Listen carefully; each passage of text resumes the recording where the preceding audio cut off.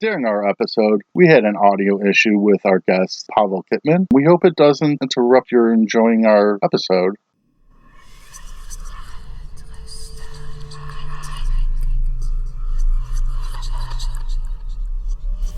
Come one, come all. Join us as we dive into the dying world of Morkborg and the Borg universe. Whispers of the Dying Lands is a podcast with one mission: to spread the word of Necrobell as third-party content creators share the prophecies of Verhu. I, your host Alaskos, teams up with everyone's favorite scum, Iron Tusk, Kevin from Flail to the Fakes. We sit down with content creators to help promote and try to give maximum exposure in efforts to support their crowdfunding campaigns.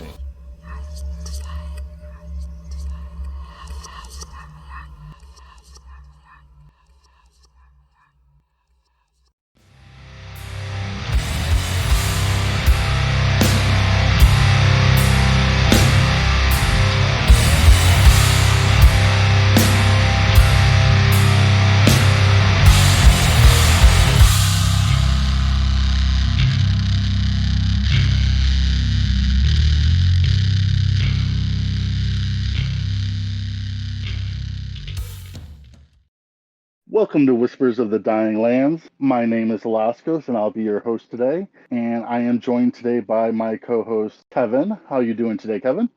I am good. How are we doing, Alaskos? I'm doing pretty good. And I'm also excited because today we have our first guest on today. A lot of people know him from his Kickstarters. It is Pawel Kicman. How are you doing today, Pawel?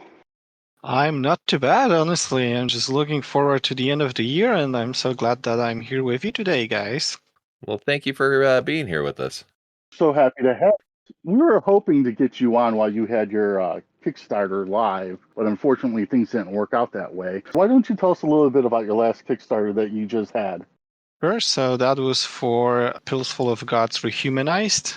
And that part rehumanized is very important because that's a project that I've actually I've done. Like I made a kind of digital book. It was like 2.5 years ago. And it was kind of an experiment, exciting experiment back then, to use all the Gen AI technology to make it, like to make all the art and some parts of the text and whatnot. And it was super cool back then, like cyberpunkish, we thought. But obviously, we've all learned that it's not so cool. There are a lot of different ethical and legal and creative questions that probably we first need to answer before we can, like, use this tech as it's supposed to be used, if at all. So I took that down, but I always wanted to remake it. So now, with great help from Unitsix, an amazing artist, we've finished the Kickstarter to fund it, so we can have even more content. We will remake all the art, so 100% human made. It will be balanced, rewritten, more content, solo rules, and all that stuff. So super excited because it is probably my first campaign where I honestly reached a lot of different stuff, like soundtrack, like I think like 12 additional pages, even better quality paper inside. So yeah, it was a nice, small but very successful campaign. So super excited for that, and that will be compatible with Cyborg. A lot of content should be pretty useful, like different random tables to use with different cyberpunk games. So yeah, that's a cool little one. That's awesome. Beautiful. Speaking about your last campaign, if I'm not mistaken, I followed it, but not very closely. Did you guys achieve the goal you had out, agreement with Basilisk to make a soundtrack? Yes, exactly. I think that was the last base stretch goal, and yeah, we hit that. I think like a week or a few days before the campaign ended, so we were able to add some more. But yeah, I think we'll have probably not like 10 songs, large soundtrack, but a few tracks custom made for Pills. So I'm sure Basilisk will come up with something super cool based on his previous work. So I'm super excited. I always wanted to have like a custom made soundtrack for my stuff. So that'll be mind blowing, and we'll see how we approach this, because maybe there will be like a few tracks for the adventure that'll be within the booklet, or maybe it'll be just something to set up the mood, or maybe a few of different kinds, like one to set up the mood, one to for action scenes or something like that. We'll see how it goes. That's super cool. I was listening to a couple of your interviews. I don't remember what the YouTube was, if you could refresh my memory. It was the host was named Dave. Oh, Games with Dave, yeah. Games with Dave, yeah. And you had told us about Basilisk, and I was at work listening to them, and I think they're pretty awesome. And I was pretty happy that you were able to refer them to us, because I'm always looking for new, cool music. And it's also cool to have somebody that you can work with in an industry, too, because that just helps everybody out. Yeah, true. And I think I found Basilisk somewhere on Reddit. It was like on a Cyborg channel or something like that. And I was like, oh gosh, this is amazing. So I was just I wasn't even planning to do this Kickstarter back then. Like I was planning to do it eventually, but it was just an idea to do it. The minute I've listened to some of the tracks, I was like, hi there. So I'm Pawel Kicman. I'm doing this and that. So can you are you available for commissions? And yeah, we just started chatting, and we thought it would be a good idea. And obviously, I really wanted to do it. So I'm glad that we were able to hit that stretch goal and make it. That's awesome for you and for them. Also, when you were on Games with Dave, you had mentioned something about you donate part of your crowdfunding campaigns towards basically starving artists. Can you tell us more about that? Yeah, so basically it's just to kind of be safe on the legal side of things. So Kickstarter prohibits any kind of charity donations straight out of the campaign. So the idea is to monthly get 10% of all the sales and spend that to give to charities. What kind of charities? That's still up for discussion. I have a few ideas. I have a few local charities or kind of non-commercial organizations that supports artists, but I would love to have a kind of more global scale and find some organizations in the US, in the UK, and elsewhere. So I don't know how much money that would be, but I think if I will sell everything I print, free charities to support upcoming artists or artists who are struggling, especially now when it's a bit more difficult to get entry-level jobs because of AI. So hopefully I'll be able to find someone or some kind of organization that will use this money to really kind of balance the scale and to help those artists to get some jobs. Or the idea is also to kind of sponsor some artists as well. So we'll see how it goes, but I'm 100% committed to it, and I'll be as clear as I can about it. So I'll kind of on a monthly basis, I will showcase where the money went and how it's been used. So obviously, I'm also counting on the community to help me with some ideas and who would be the best organization to spend this money with. Yeah, that's awesome. I'm looking through the Kickstarter right now. Being as it funded through the holidays, I kind of had to pick and choose, but I will be picking this up later. The artwork is amazing. Who did you get to do the artwork for the new ones? Like this amateur pro wrestler one. It looks awful familiar. Yeah, so all the art is from Unitsix. You might know him from Kill Engine, but also some smaller stuff Okay. for Cyborg and Borg, like the kind of digital zines and whatnot. I think Kill Engine was the biggest one. So I'm blown away. Honestly, we started working together just a few months ago, and I was looking for someone who would be right for the job for this particular project. And I remember just Kill Engine, super cool illustrations and layouts, and especially layouts. And I was like, "Hey, man, would you like to collaborate? I have this project." And I remember I think I've sent a few sample spreads as a reference, like this, how it was. So not sure if you're okay with that. It was like next day he sent me like 2 spreads that I didn't even ask for. I was like, "Whoa, this is amazing! Thank you. I didn't even ask you to do anything." I'm like, "Oh no worries. I just wanted to see how it goes." Like, whoa. And honestly, we are probably like a halfway through, or maybe even past the halfway point in terms of making new spreads. And I'm blown away with each one. Like, I think today I woke up because there's a time difference. He's in Australia. I woke up in the morning. I'm like, oh my God, like, whoa, this is amazing. And then I see the next spread. I'm like, oh gosh, this is just mind blowing. And especially because, I worked with a lot of different artists.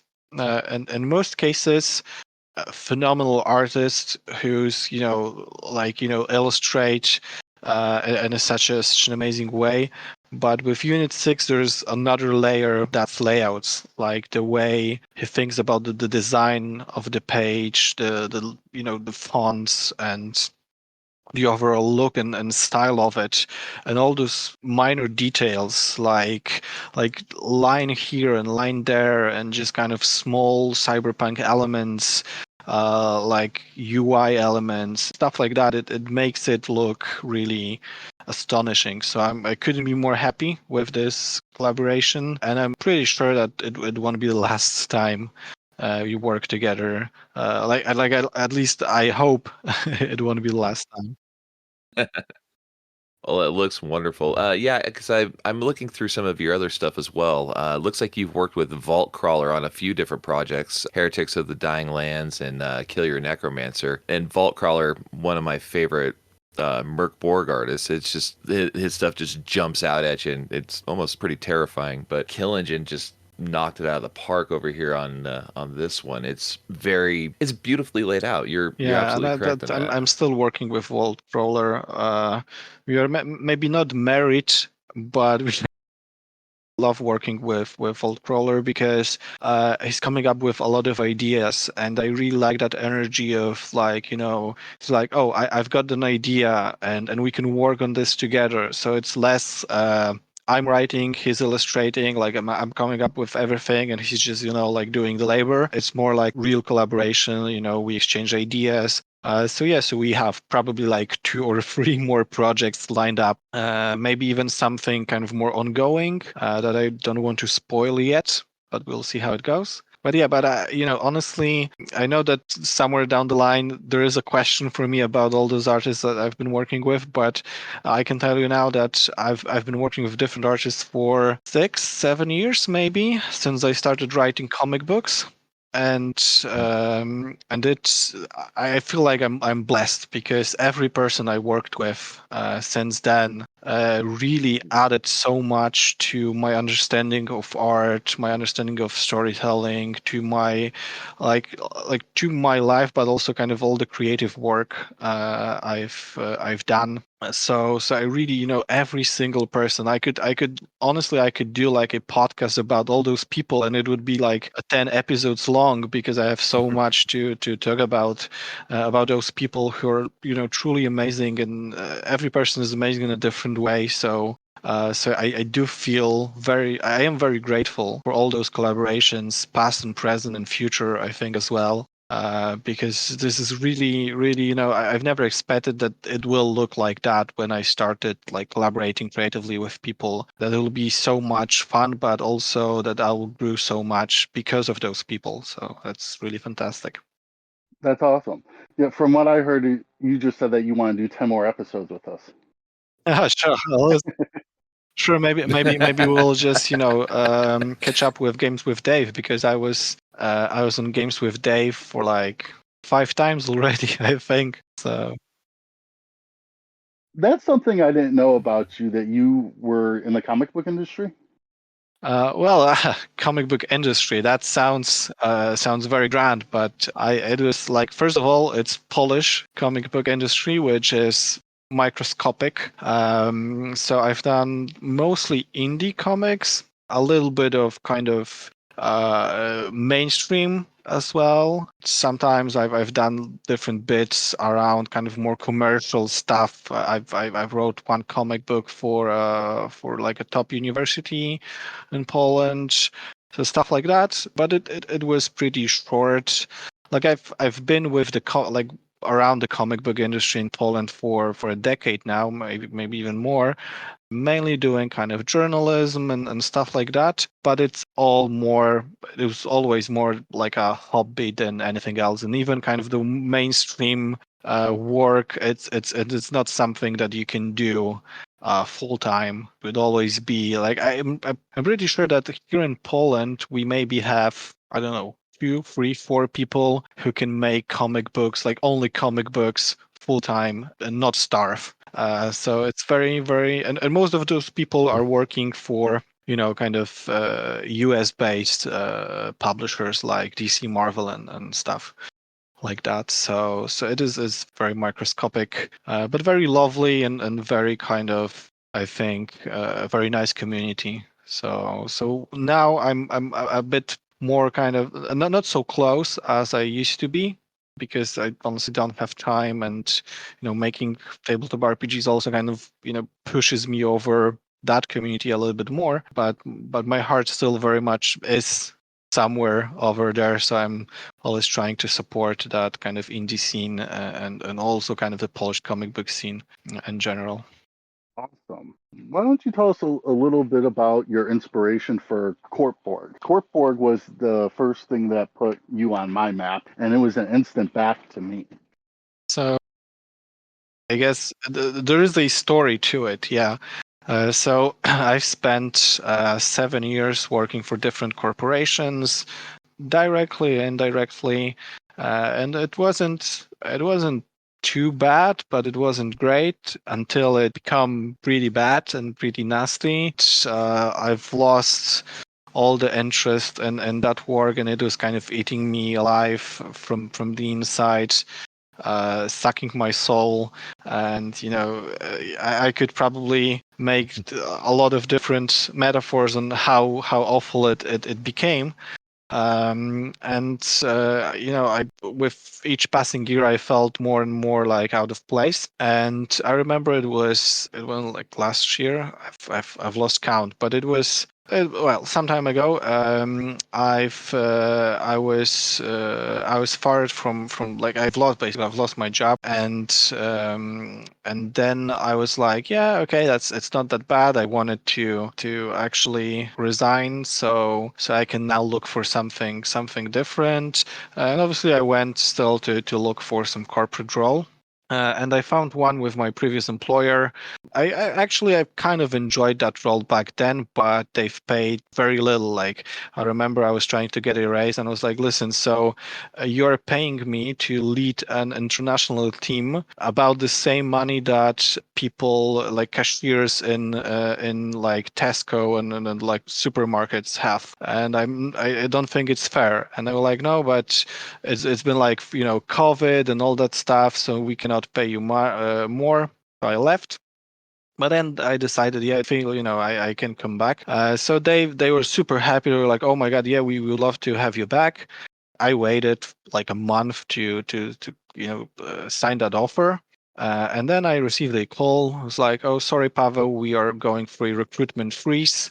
So we won't be able to offer you anything for the next few months. And I was left with nothing, because it was like, yeah, I don't really need to look for anything else. And by that time, I was like, yeah, I needed to get something, because I was, just running out of money. So at that moment, I knew what I want to do. So I went to my wife and I said, listen, so that's the situation. And my idea is I want to make tabletop RPGs full time. We have some savings. So I need a week. I will come up with a business plan. I will show it to you, and then we can discuss if that's okay with you. So I did. I presented like my plan. It was like, okay, I will support you, do it. So that I took a little bit of time to get that Corp Borg Kickstarter going and prepare. And yeah, I've launched, and it was like a year and a half ago. Yeah, I think so, like a year and a half. And yeah, I never looked back. And so now I'm here. But that wasn't the question. The question was for the inspirations, but I think you know where I'm coming from now. So the inspiration was that it was super miserable to do that job, and especially now seeing the contrast between, doing what I want to do, what I love to do, and doing all that corporate shit. It's a striking contrast, striking difference. So actually, just remembering that old phrase that, write what you know. So I did exactly that. I made a book, made a game about how corporations were super awful, and just added that kind of demonic flair and occult flair to it. And I think it worked.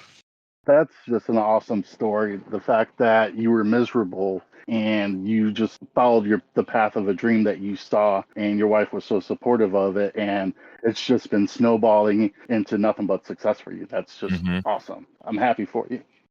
Thank you. Now, was that story a little more inspiring you to write Kill Your Necromancer as well? Because I've played Kill Your Necromancer on a different show with Ian Servas, the editor, and it basically kind of felt like that whole story. You're playing as an undead character, basically killing your boss that brought you back. So, would you mind telling us a little bit about Kill Your Necromancer as well? I think Kill Your Necromancer was one of the first, if not the very first, thing I've made for a tabletop RPG. So it was like for Corp Borg, it was a 2-pager. So it's like one sheet supplement, and it was I think like 3 years ago. I don't even remember. I think so. I will check. Well, it was like around 3 years ago. It was the very first thing, and I was super happy with it. I was like, oh, this is such a cool idea. But back then, it was just a hobby. So I was just making 1-pagers and just trying to get a sense of, what it is, because I've actually started playing tabletop RPGs only 4 years ago, so it was all very new to me. Like I actually, I had a lot of different experience in game design, but I'm more on a kind of video game design side of things and whatnot. So it wasn't like super exotic, but it was new to me. So it was one of the first things, if not the very first thing that I made.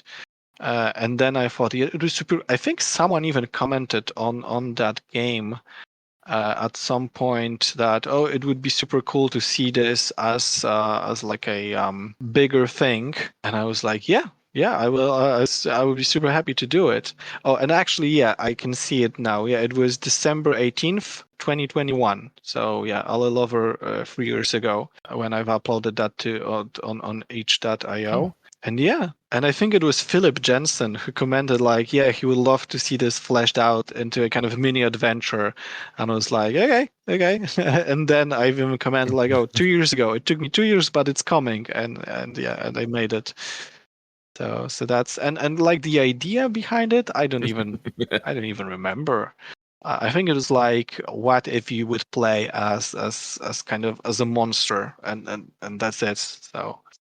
Yeah, when I first saw that one come up on the Kickstarter, I was, because I hadn't even seen the 2-page thing you made up before. I saw that come up. I was like, I read the synopsis for it. I'm like, this is awesome. This is great. And then I noticed a friend of mine, Ian Servas, has done the proofreading and the editing on quite a few of the things that you've got going on. Kill Your Necromancer, and I believe he worked on Corp Borg as well, and now editing Whispers of the Woods, and he edited Heretic's Guide to Dying Lands. So basically everything I've made and published on paper.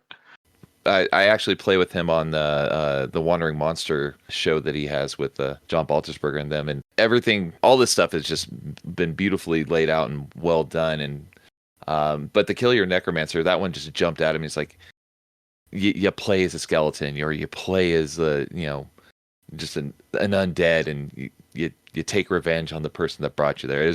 I just absolutely loved it. You brought up Whispers of the Woods. That one doesn't.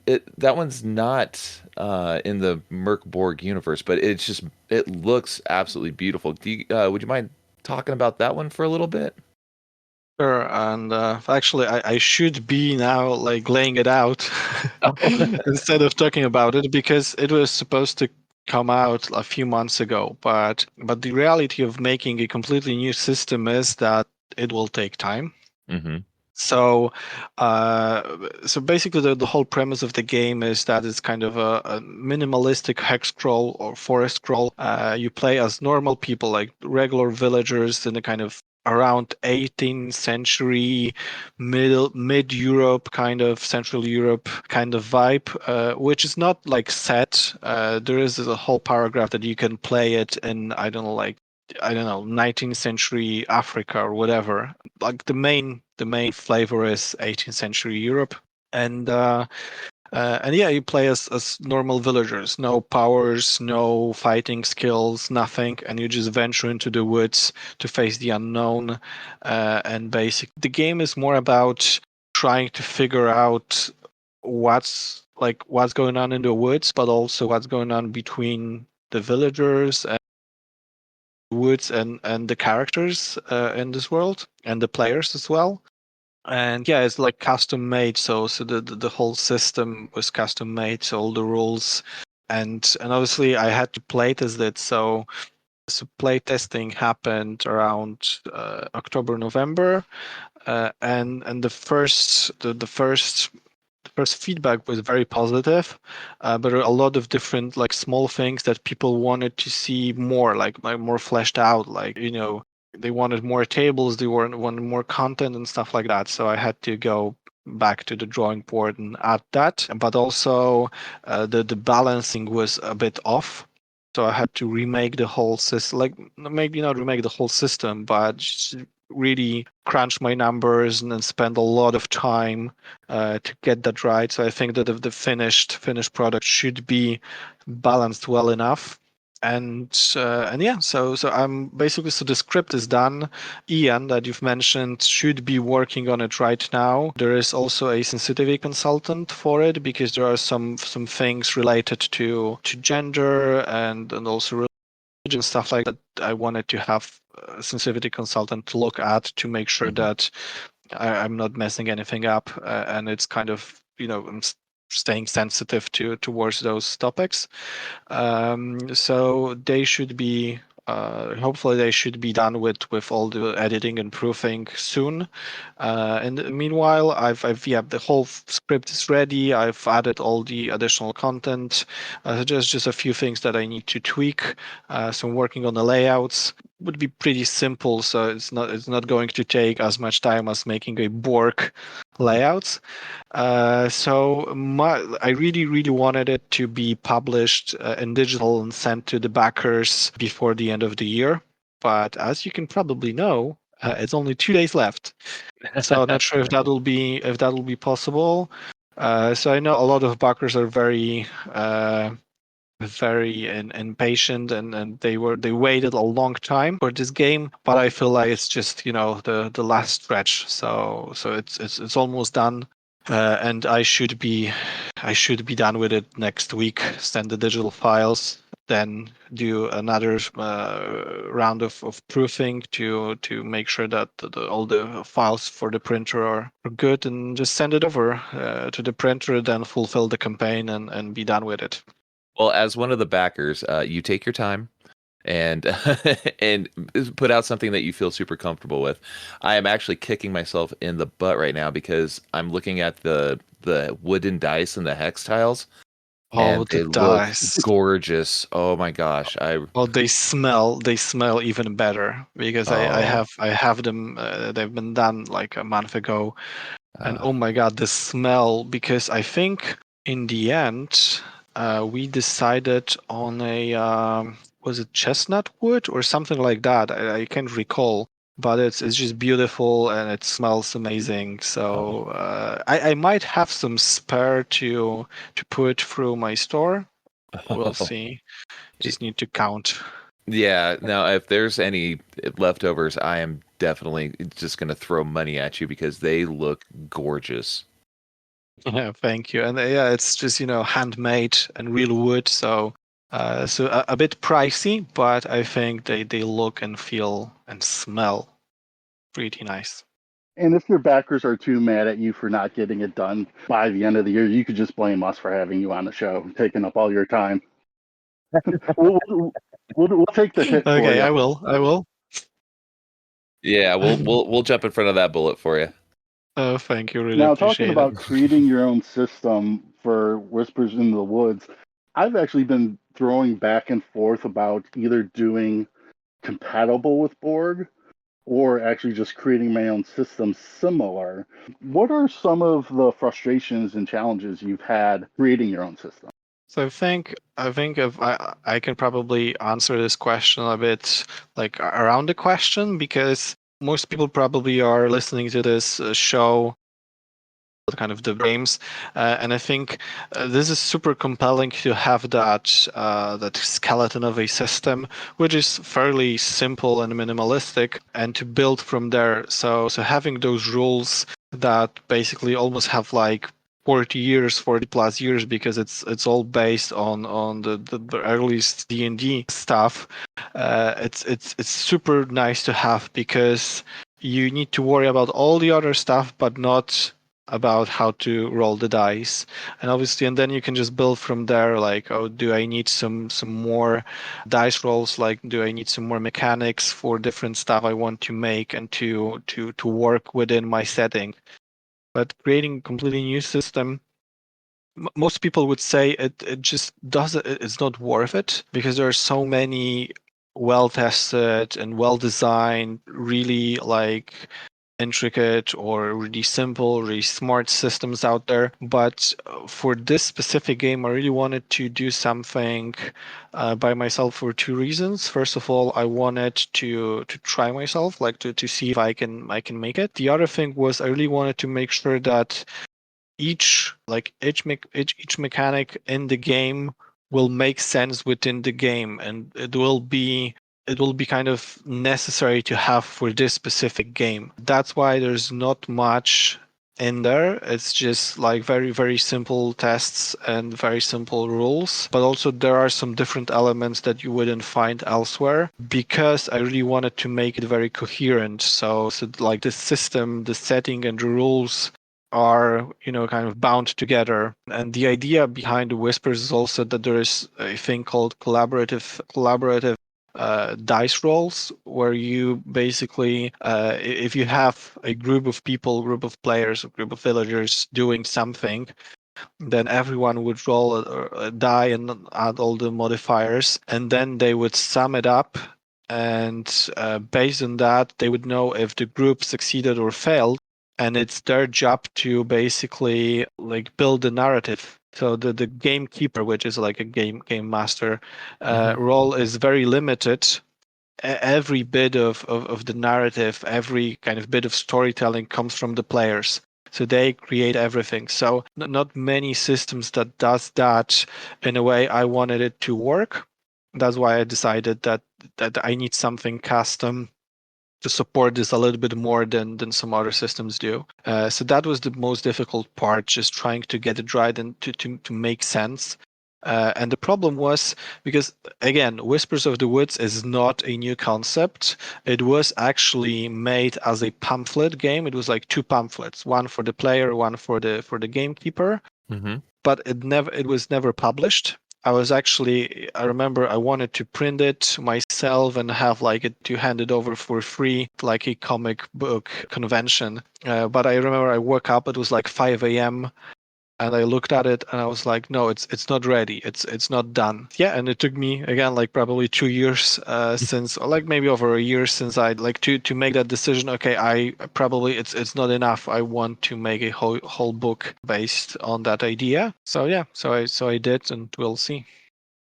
I personally can't wait. I love the concept, and the look of the book is just beautiful. So I'm personally excited to see what you got going on with that. And yeah, As a creator, how often do you go through that where it's not good enough? You need more. Like, what satisfies your creativity to the point where you look at something and say, I think I'm done?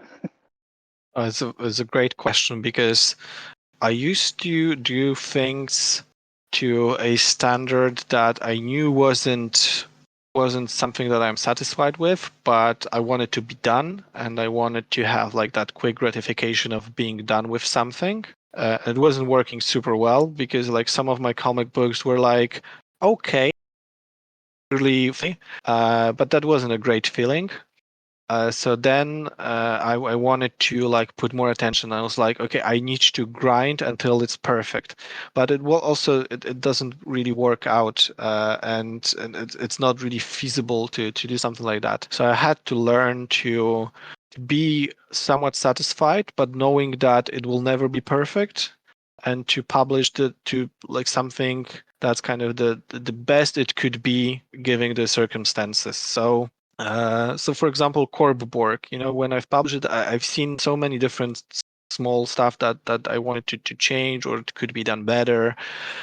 But honestly, people are loving the game, so that kind of teaches me that maybe that kind of pursuit of perfection is just a dead end, and maybe giving 80-90% of what I can do is actually 100% of what I can do in a specific context, because we are always bound by the budget, by the people we're working with, by how we feel, what we know, etc. So I'm just always trying to be happy with what I've done based on the tools and the circumstances and the knowledge and experience I had when I was making that thing. And sometimes, yeah, looking back, so being, oh, I could do something different. So yeah, for the next project I will. I've learned something.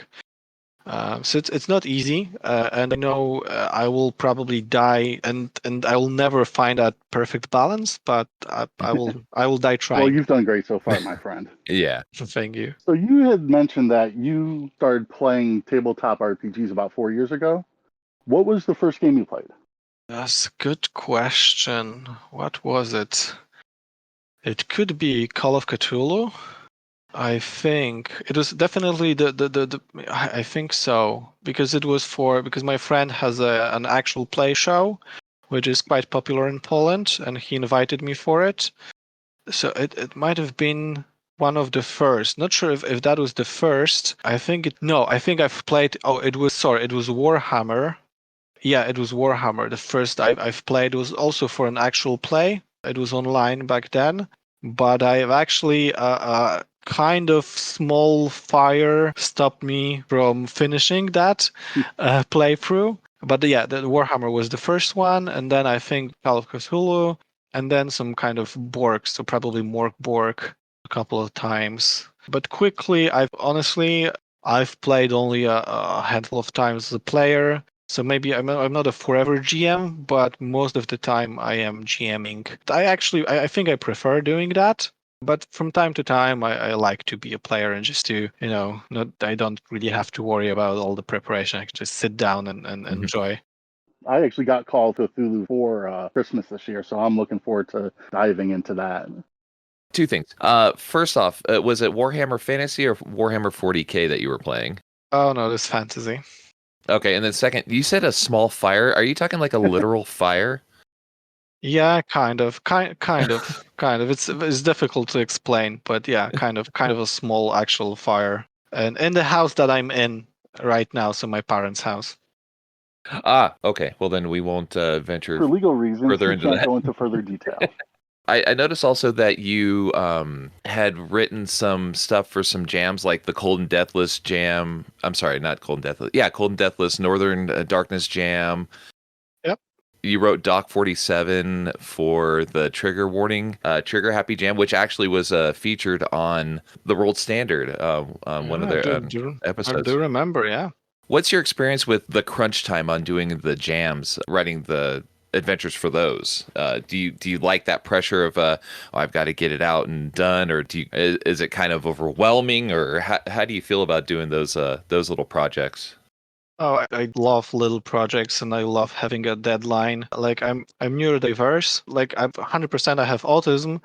We'll see if I have something else on top of that. But basically, my brain definitely likes that kind of pressure at the end of the deadline, and it kind of keeps me going. So I do work best under that kind of pressure. So yeah, and actually, it's also really really nice to have a deadline, because as kind of self-employed, I need to set my own deadlines, which is much more difficult because I can always say, oh, okay, it's gonna be tomorrow, Mm-hmm. So having that kind of strict deadline, it's actually a bit refreshing and it's appreciated. So I love all those gems. Not always, I don't always, I think, if I look at my age, game gems, so it's like, I think I've joined like 30 gems and submitted to 15.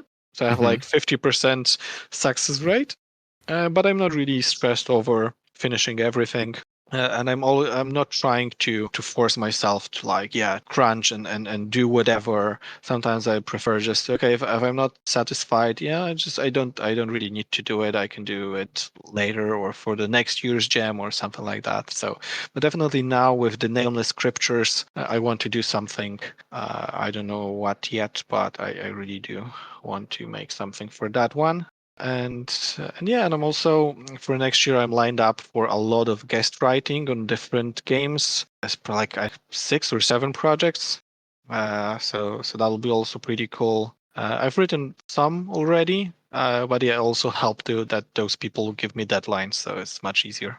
Nice. Now, I didn't realize that you had your own game jam for Corp Borg. And are you planning a new one anytime soon? Oh yes, I did.